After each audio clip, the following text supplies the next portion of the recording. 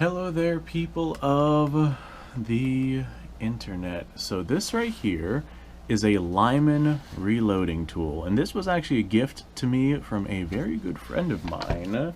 I'm actually planning a trip on going up to see him in not too terribly long away, but I figure that these are really cool, and they're not really something that you see all that often, so I figured why not open this box up and have a look at what's inside and see if we can't figure out how to actually use this thing. Well, I know how to use this thing. I'm going to kind of show you guys how this thing actually works. So first things first, it comes with instructions. So if you have no idea what you're doing, it literally tells you what to do in this little pamphlet.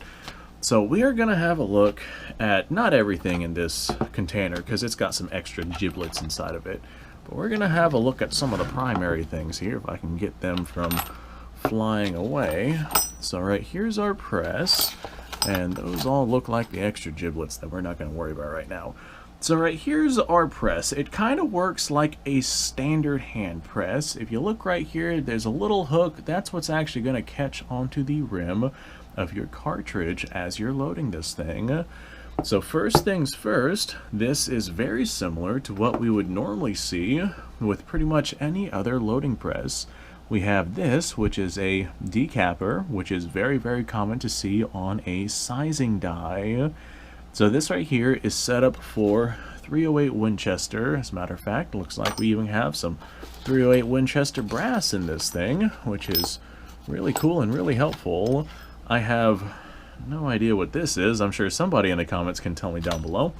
But this right here is our sizing die. You shove the 308 round into this thing, and it's going to kind of compress that brass down to the specification that it's supposed to be in order to be loaded into a rifle and fired again. As you do that, this little stem right here is going to push out the primer, so we get the old primer out that's already been fired and used. So fantastic. We take this piece and we screw it into our little thing right here, and I'm going to screw it only about that far because I don't want to worry about screwing and unscrewing. And then we have our brass case hooked onto our little clip right here. And as we press our little press down, just like this, it's going to press that brass into our little sizing die here. And as we pull it out, this little, we're going to call it an extractor. It's not really an extractor, but we're going to call it an extractor. This little extractor is going to pull our brass from our die, and as we pull it out, we are going to change dies once we get done sizing all of our brass and move on to something else. Ooh, this right here is used for seating primers, and that is really neat. How this works, we screw this in.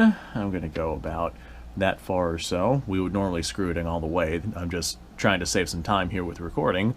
So screw that in all the way, and as you close this, it's actually going to push that little lever forward. So you would put a primer into our little canal right there, and you would put your round right there, just like that. And as you close this, it's going to push on. Unscrew this. This is why I only screwed a little bit way in. It's going to push on this rod with our round right there with our primer, and that's going to push our primer into our primer pocket in our cartridge, and that is how we prime our rounds. Now that is neat. Let's see, we're gonna explore that here in a second.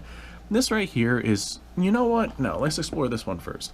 This right here is an expander, and this right here kind of attaches to our little hand press exactly the same way as all of the other things does. And what this one does is as you press your brass into this particular die, it's going to expand the neck ever so slightly. And I'm going to show you guys why by grabbing this right here. If you look at this particular style of bullet, you see how it's a flat base? Well, if we have freshly sized brass, trying to seat this bullet inside of that freshly sized brass might be a little bit difficult.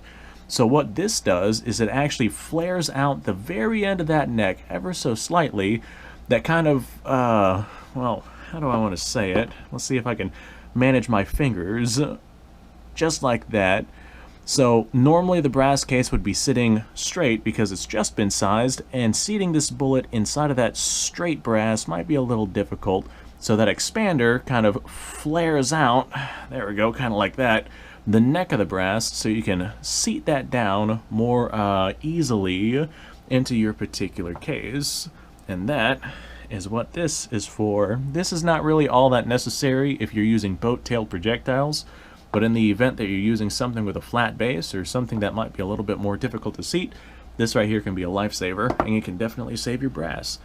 And then last but not least, we have ourselves a bullet seating die.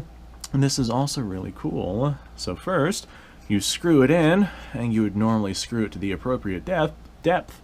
And this right here is how you actually decide the seat depth of your bullet. As you screw this either in or out, that's going to determine how deep that bullet sits inside of that brass.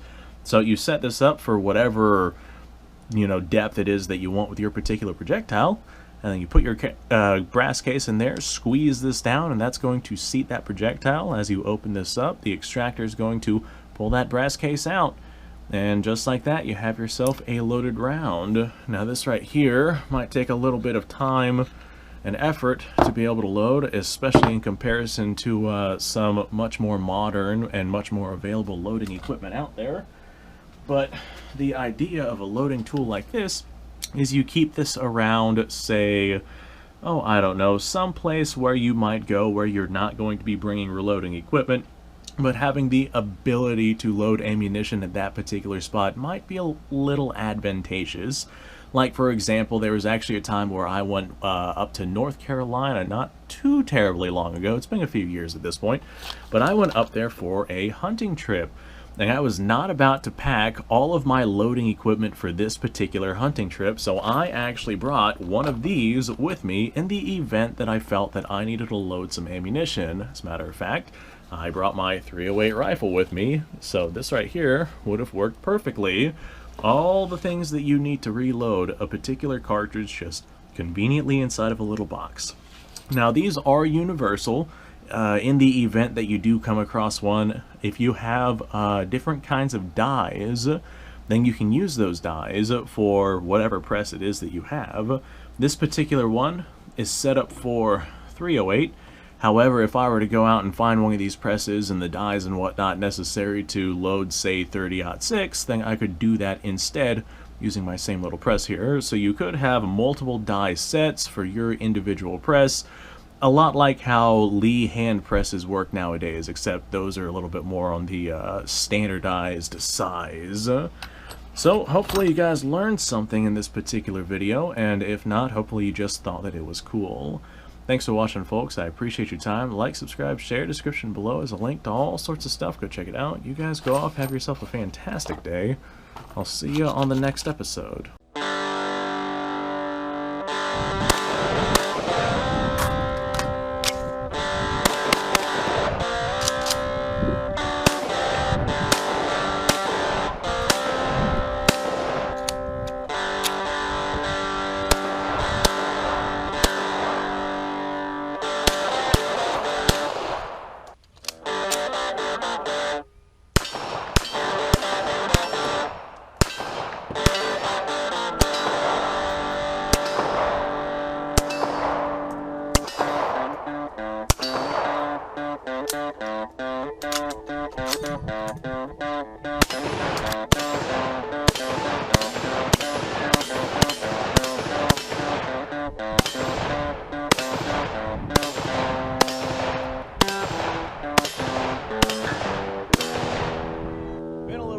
Since I've done this.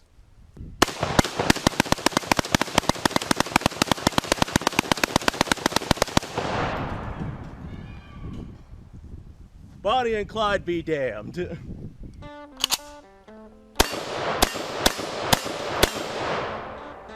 poor man's Garrett.